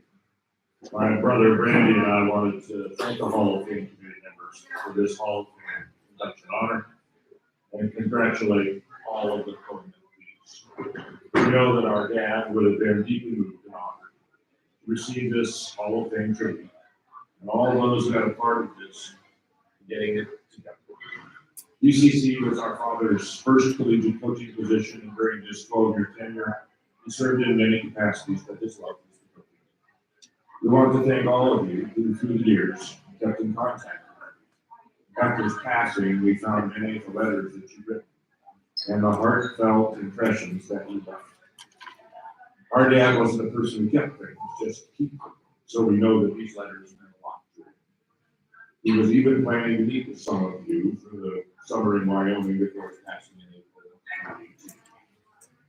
How much we would have loved to meet and visit with each of you to learn the stories of our dad during those early years, so as to keep his memory with us. On behalf of our dad, we thank you and want to convey how much we appreciate you.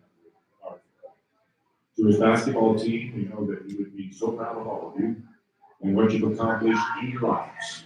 We would love to see and visit with each of you and remember time together and learn of your families and your triumphs in life. Best regards, Randy and Nikki.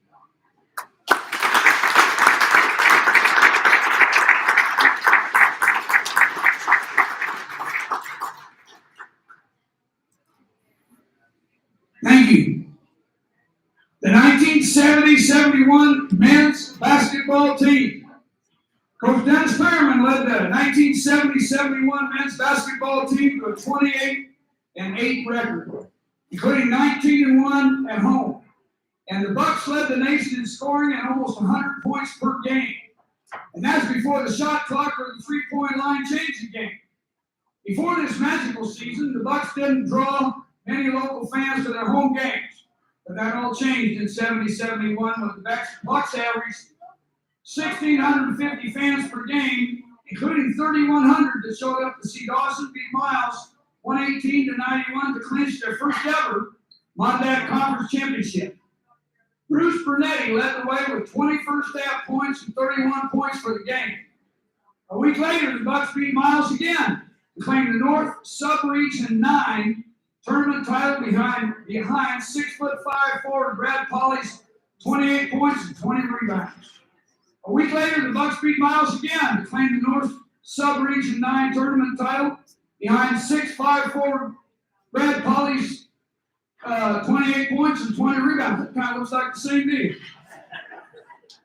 The special team, this special team broke 16 team and individual records in DCC, including wins in the season, 28, consecutive wins, 10, consecutive home wins, 15, total points in the season, 3,577, scoring average, 99.2 per game, total free throws made, 674, total number of field goals made, 1,451, and total rebounds, 1,882.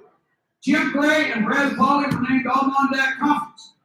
The team MVP was awarded to 6 players. Polly, 6'5" forward, Jim Gray, 6'1" guard, Dexter King, 6'4" forward, Rick Thompson, 6'3" guard forward, Mike Brout, and 5'11" Brunetti. In that historic season, Polly set the single-season free throw record with 166 and collected the rebounding record as well with 600 for the season. The Glendive native also set the single-game record with 32 rebounds. He was Dawson's leading scorer and rebounder, averaging 16.6 rebounds per game and garnering 1,000 rebounds over his 2-year career. He also scored over 1,000 points in 2 seasons at Dawson. Gray also clipped the 1,000-point mark in his 2 years. Gray shot 52% from the field in the 1970-71 season, averaged 13 rebounds per game. Playmaking wizard and fan favorite Brunetti broke the school record for assists in a game with 13 and assists in the season with 267. Brunetti also led the team in free throw percentage at 76.6 and led the entire Mondat Conference field goal percentage at 56. King was their best defender and team captain, averaging 14-3 per game. Other team members included 6'4" forward Fred Fibot, 5'10" guard Wayne Empter, 6' guard Bob Anderson, 5'7" guard Todd Humphrey, 6'2" forward Gary Higland, and Dennis Lordeman. After finishing at Dawson, Polly transferred to Texas A&M. Gray played at Dickinson State, Grubb at College of Idaho, DeRosa at Spring Arbor, and Brunetti at Winnipeg. The 1970-71 men's basketball team.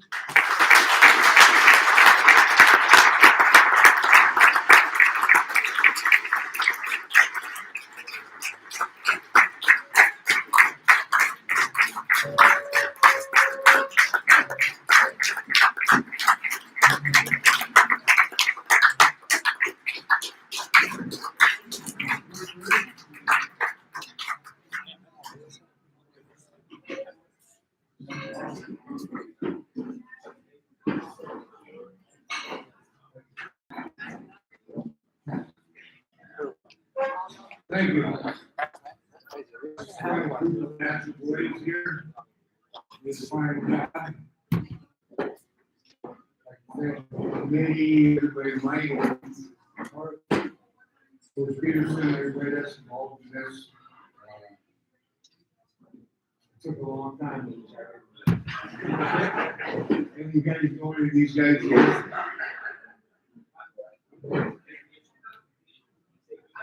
Never mind, I'll let Bruce take over. He's been waiting to talk here since he found out.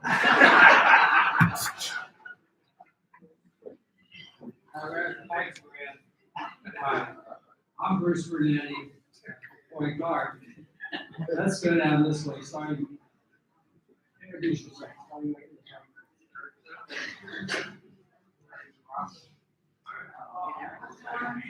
Great job.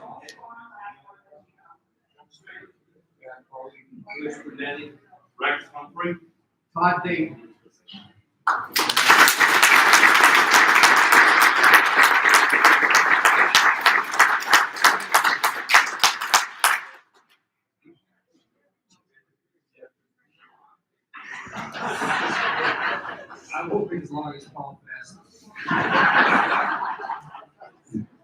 First of all, this is pretty neat.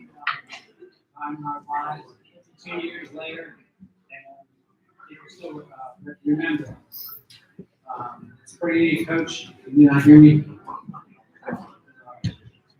Coach Kermit has some very good teams, and like there, our record wasn't not as good as his last team, but for some reason or another, we had great fan support.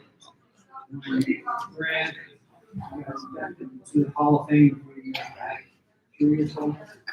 I told him, he asked me, what should I say? I said, thank the fans, and the other would be Coach Perry. I don't want to forget anything. My wife, doing film me here. That's Claudia. Say hi to everybody. I didn't want to forget anything here, so.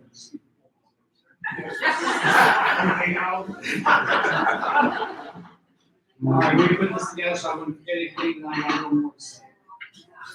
I would like to thank the committee for inducting our 77 team into the Hall of Fame, along with Coach Perryman. Coach Perryman had many great teams, and our team being selected is especially great honor. Our team truly appreciates the recognition. Does appreciate the recognition. Coach Perryman molded our team and encouraged all of us to do our best. We would not be here if it wasn't for the great coach and man he was. The teams have a high respect for the coach. He not only built a great team, he also made us better men. Our team here, we talk about there's no talking to. We had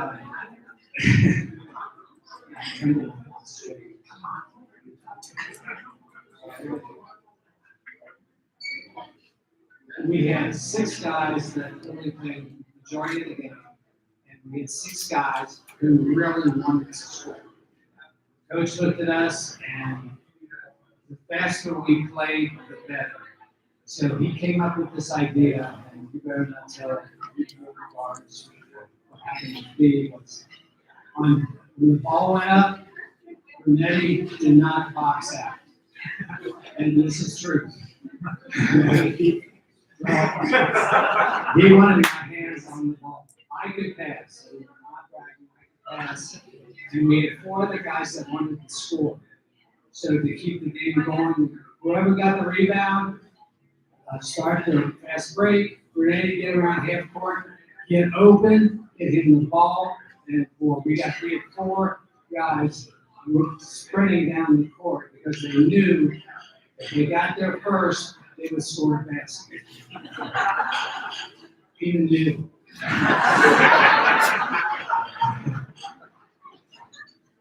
Greg was a special player, and Coach didn't want me to tell anybody this, but if he had position down below, which he's pretty good at getting it, we had place to run, but if I saw that he was open, get him the ball. That's why I shot so many free throws.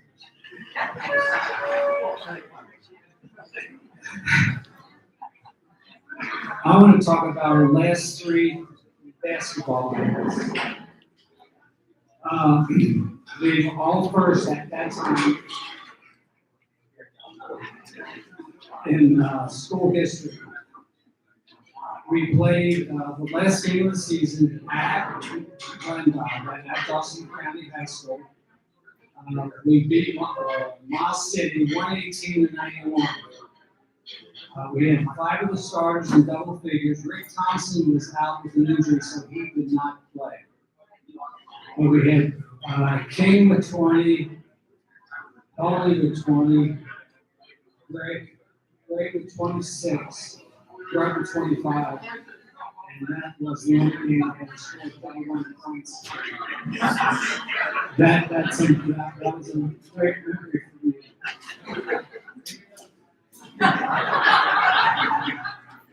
Jim Gray, who was not here, who was a great scorer, him and Brad were talking, and he thought that I wrote the 77 team. Said, Renee, you never scored 31 points in a game. I said, no, that's not true. I could score one time.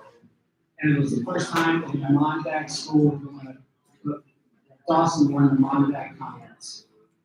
Second game, we're going to the sub-region. We played Powell in Northwest. Dawson had never beaten them. And this game, we beat them 1-11-6.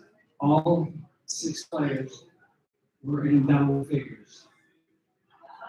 We had Gray with 25, Mike Grubb with 22, King with 19, Thompson 16, Paulie 13, and I only had 12.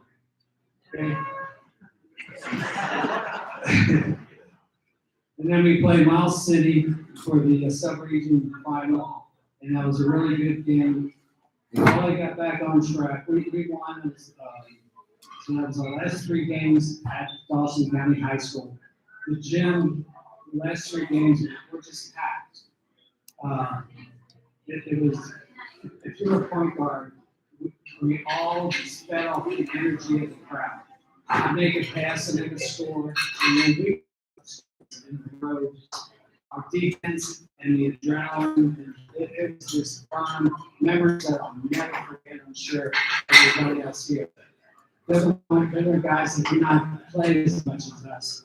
They made us better players during the year. Coach Perryman would not give anybody a look in that practice. Other guards here with my position, they would make me work. That's what competition's all about. Coach made us all better players, better men, and for everybody to come back 52 years later to be honored like this, it's because of Coach Perryman and fan support. Thank you very much.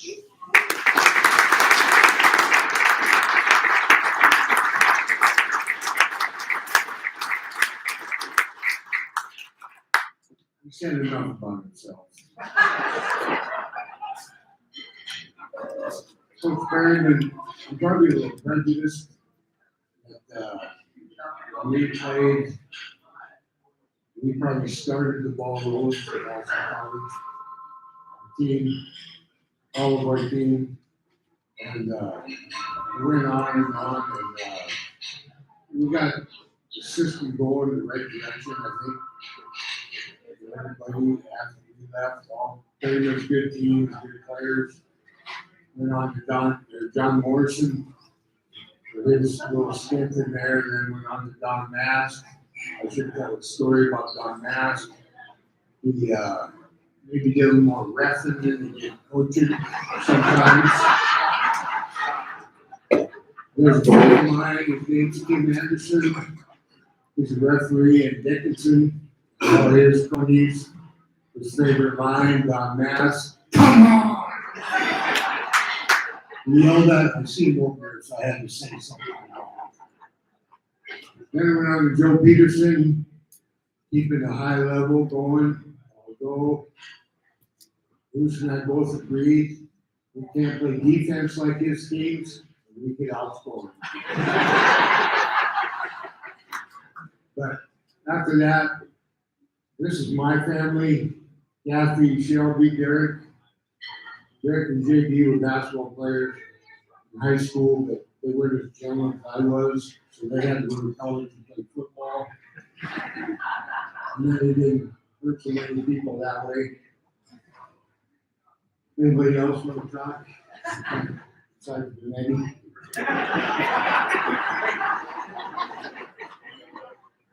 Oh, yeah, good.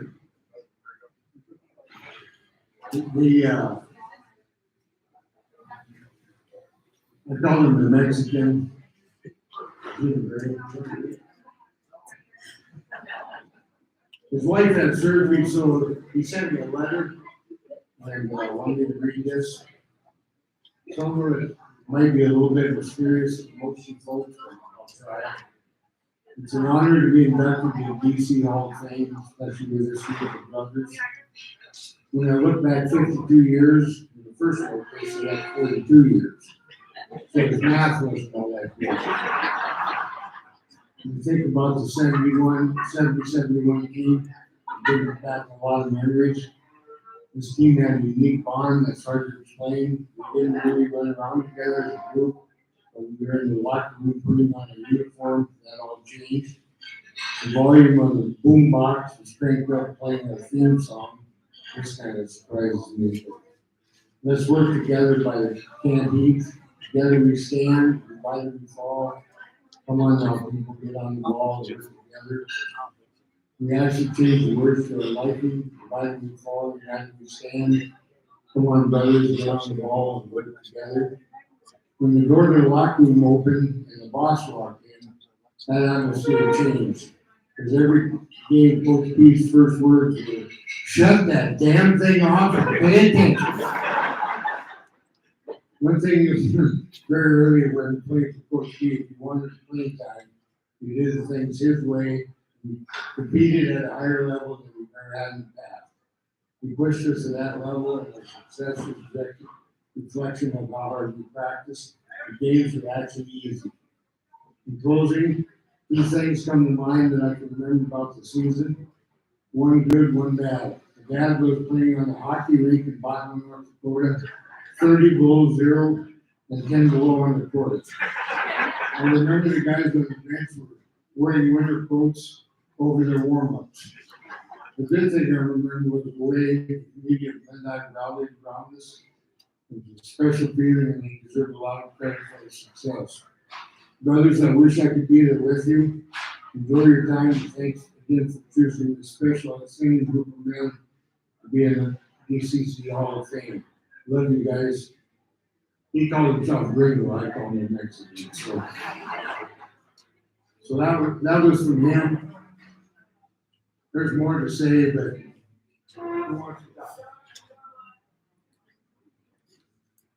I'll be very, very brief. It just occurs to me that the idea of sports is just magic.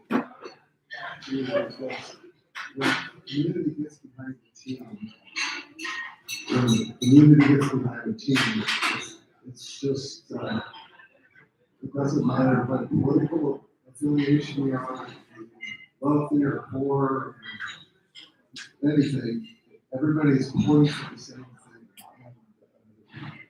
It's common goal, and whether the team eventually wins or loses or whatever, it's a magical thing. And we experienced that the whole year, at least there was something. My sophomore year or second year, and it was just a joy to play and be a part of it. you can tell he's a warrior, huh? You know what? This guy was a freshman when we were playing. He was the guy that swept the floor before Well, yeah, I was one of the few freshmen that played with these sophomores. And I remember when I would get to play, when Eddie got tired, which wasn't very often. But I learned a lot from these guys. We had one heck of a team. And speaking of Coach Perry, I was teaching in Montana after I graduated. Two small schools. And I was at LaPlina, small school out of Billings, and Dennis Perry called me. He said, Bruce Hawk was looking for an assistant coach. And I said, well, I can't leave LaPlina. He said, what the hell are you talking about? You can't leave LaPlina. He said, if you don't go down and interview with Hoffman, I'll never talk to you again. And don't bother calling. So I did go interview with Hoffman, and I ended up getting the job. And I was Bruce Hoffman's assistant at Sheridan College, and then I ended up coaching the women's program too down there. So Dennis really helped me out. And that was back in 1979, and we still live in Sheridan. These guys were a great bunch of guys, and learned a lot of basketball from them.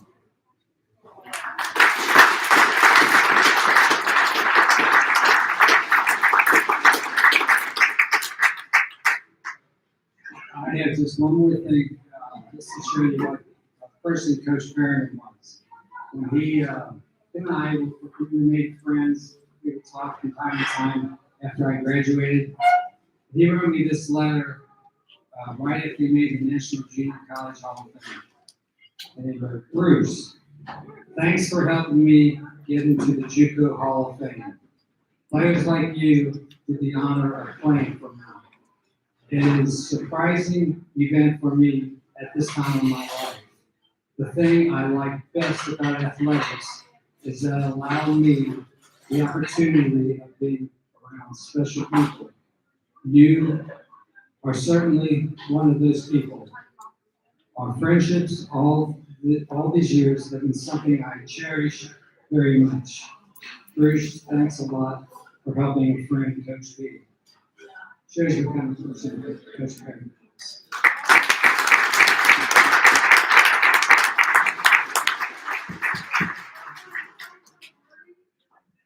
Bruce said I could wrap it up. So thank everybody here involved, coming, showing up.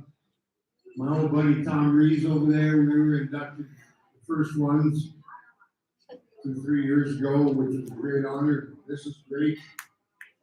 There's not much else I can say, and Happy New Year.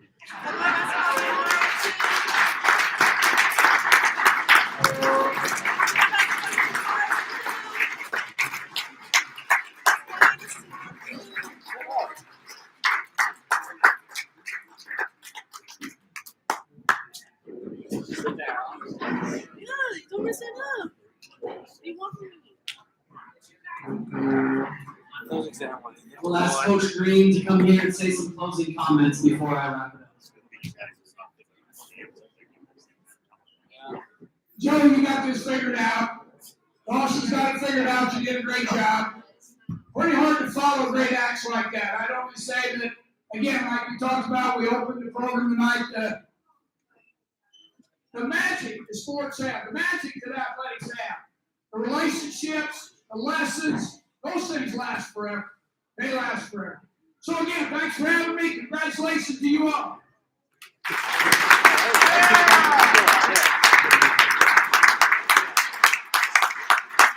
You guys give this another big round of applause to Coach Greene. You made a special night even more special. I was just curious, Bruce, I'm not sure, but Juwan, my point guard over,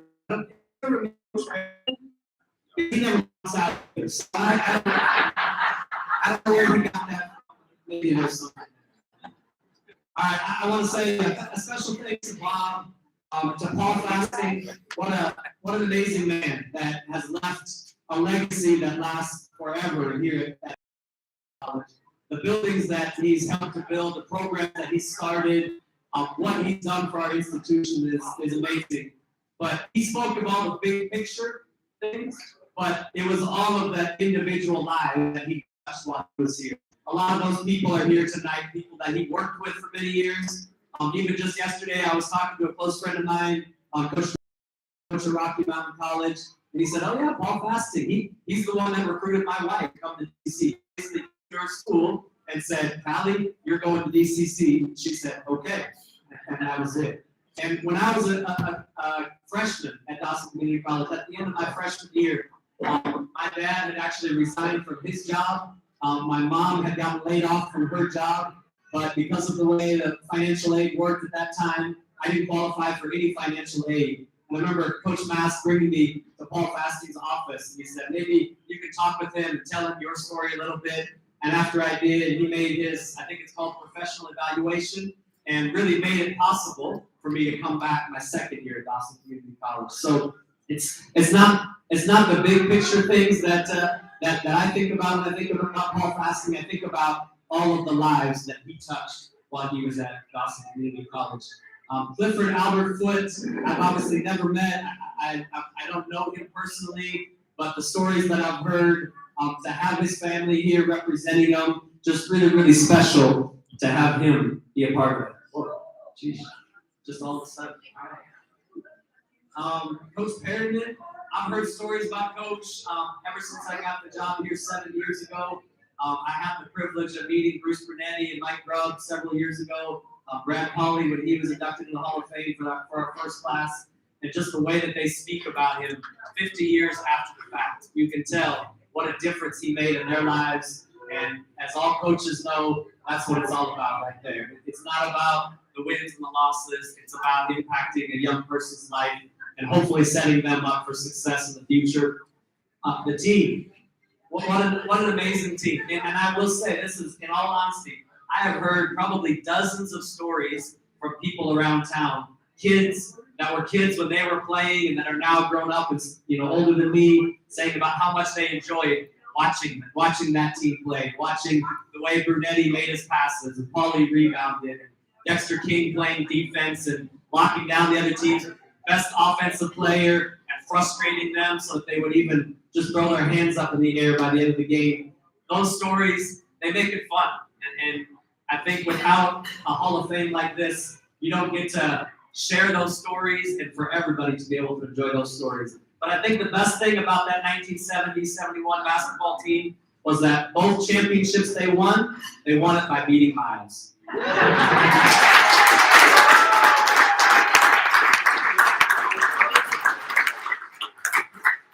figured you guys probably knew that one. All right, I want to, real quick, I didn't get a chance at the beginning. I just want to introduce my wife, Janine, who is really the brains behind the operation and allows me to be able to do what I do. Can you just stand up real quick, Janine?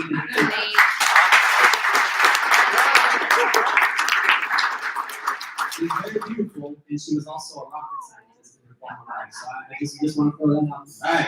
All right. Real quick, a few announcements. Tomorrow, between 12 and 12:30, anybody that's interested, especially the inductees, but anybody else that's interested, we're going to be giving campus tours tomorrow afternoon. So if you show up anytime between 12 o'clock and 12:30 at the Tefke Center, where we have our basketball games, we're going to have some of our student athletes coming around and taking you around just so you can see the campus. You can see some of the buildings that Mr. Fasting helped to get for us. They'll take you around the main hall and the student center and the Tefke Center and all of those kind of things. So please come for that. All of the inductees, we would love for you to be able to come at 1 o'clock after the tour is finished, at 1 o'clock in the auditorium at the Tefke Center. And we want to give you a chance to speak to our student athletes. We have about 150, 180 student athletes. They're going to come and we're going to interview you, maybe ask a few questions, let you talk a little bit about your experiences that you have at DC, and hopefully give them some words of advice. All right. The basketball game tomorrow. Nobody wants to games. Years ago, the entire Hall of Fame concept, we put it together. It was hard as anybody else in this school. It was hard to. I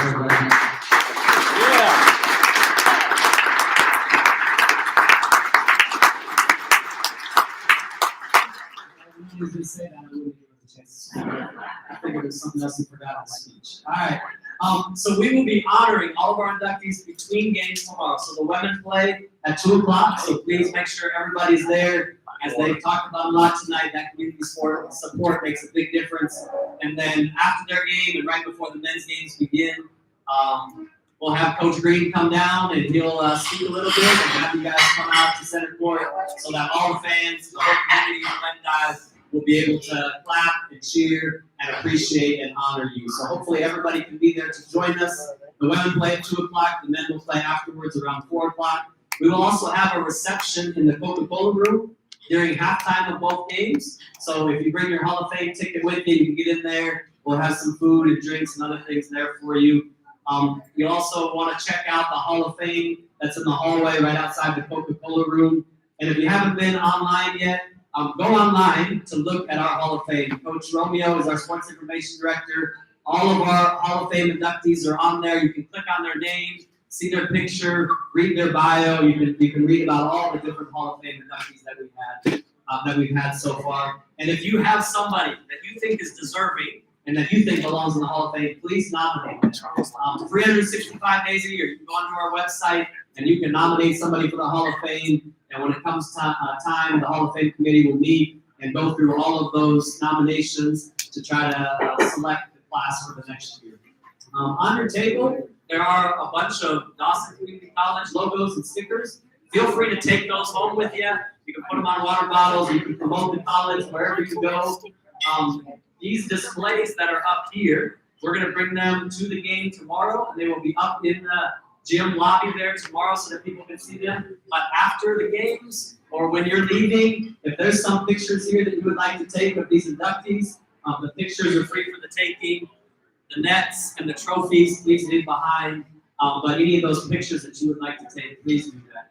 I'd just like to close by saying thank you for everybody for coming, for honoring these special people, and to make this a special night. And let's give one more round of applause for these Hall of Famers.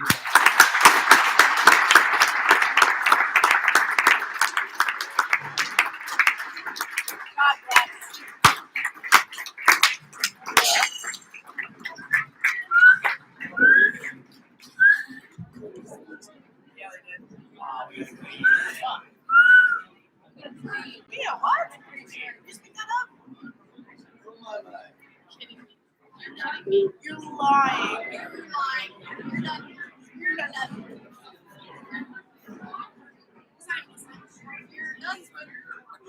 Thank you. Now this Thank you.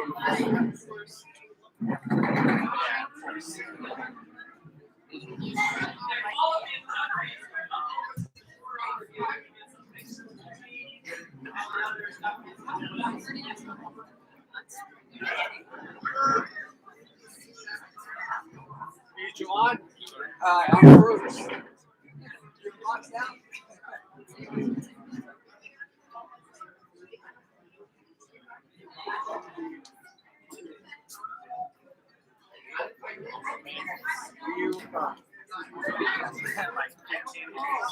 I'm just so cool.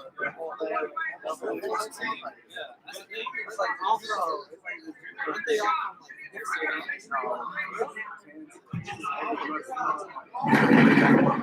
yeah, not all Montana. Ours, yeah. Everyone. Only ones from Montana.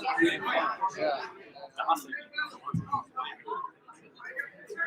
Yeah, it's like that freshman. Yeah, this kid dropped the floors. Did